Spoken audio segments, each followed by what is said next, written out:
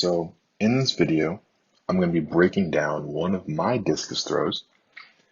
This was my personal best from my junior season, which was the 2017, and it was a throw at UC San Diego.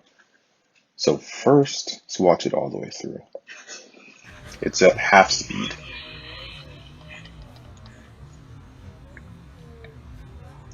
Come out of the back, into the middle, finish. Save the throw. Coach Sheldon, there you go.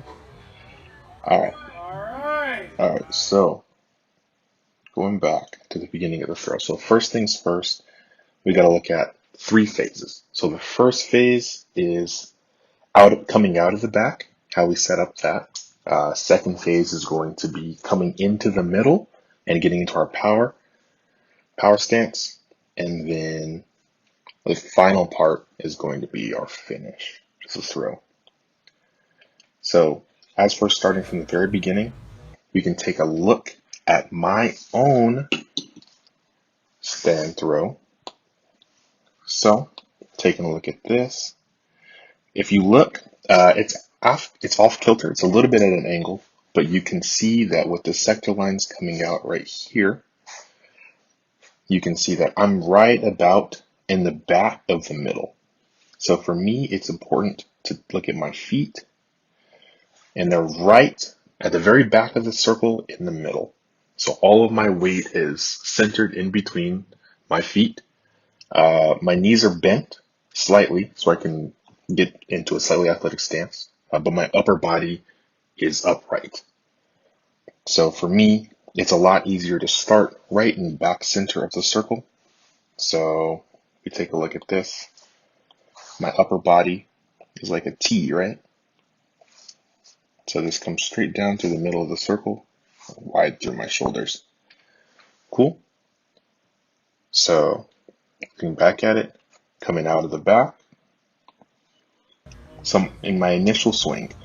So all of my weight shifts over my left foot, right? Everything comes to my left side. I swing the discus forward once just to sort of get some momentum. Then I swing back.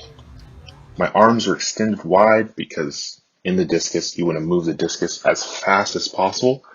And the easiest way to move something as quickly as possible is to have the most distance. So you give yourself the most torque. So while you feel like you're moving slower than if you tuck it into your body, the discus is actually moving at its highest velocity. So coming out of the back, if you watch my left foot, it turns. So I'm on the ball of my left foot, it turns out, and then this phase is what's called the 9 o'clock drop. So you see me load out this stance. So once I get out and my left foot is facing about 9 o'clock to the left, so if the back of the ring is 12, I'm turning 9 o'clock, and all of my weight is loaded onto my left foot. At this point, you want to put all of your force onto your left side so you can load that leg and sweep out and drive. Because the only thing that's really giving you momentum in the throw is your lower body. So I'm swinging out left. My right foot sweeps around. My right foot sweeps around my left, creating almost like a half circle or a 3/4 circle all the way around. And my left leg is loaded. You can't really see it because it's at an odd angle, but my knee is bent. Like, you want to get that pretty close to the floor. I'm probably about 12 inches off the ground right there where my knee's at, maybe 10 or so. So then I'm driving out to the left. Try to keep that left arm and right arm relaxed. They're long and you're keeping them far apart from each other. So I'm loading, and that ends our first phase. So that's coming out of the back. So again, going back, I went around. I took my initial swing, loaded on my left, and I went back to my right. So I'm turning my left foot, I'm dropping at 9 o'clock, I'm sweeping my right leg out, and I'm driving off my left. Cool. All right, so into the second phase of the throw. So for the first tip, I would say, coming into the middle of the ring, you want to keep your upper body relaxed. This is the part where many people start to pull and jerk and try to rip their arms to try to get the discus to go faster, but that's not how you do it.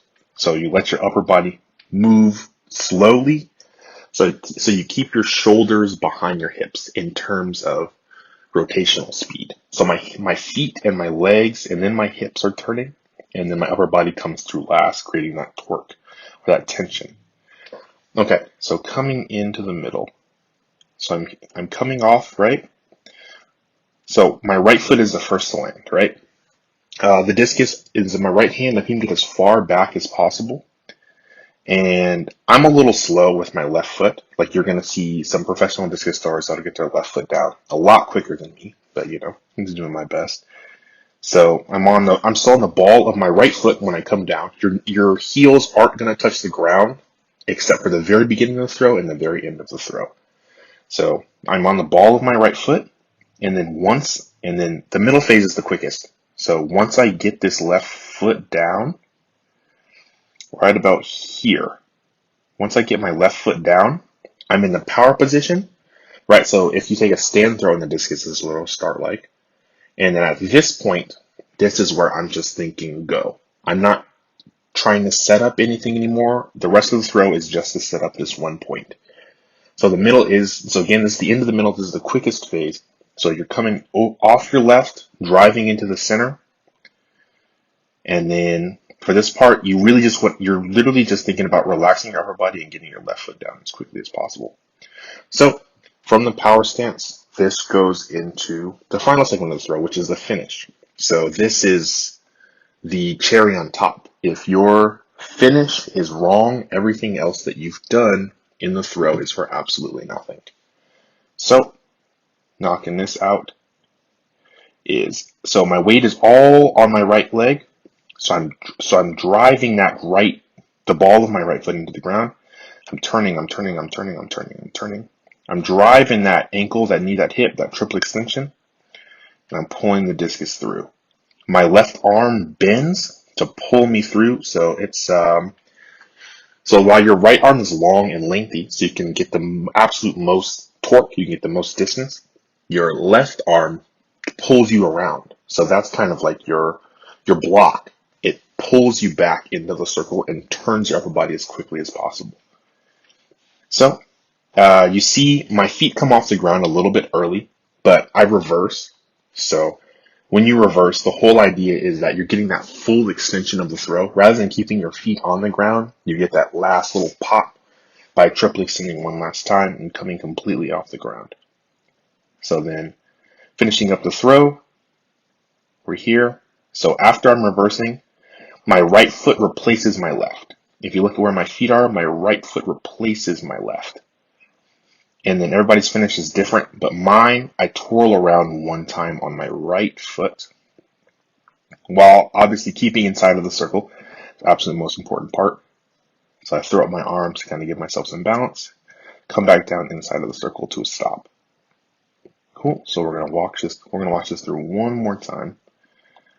So half speed, right out of the back.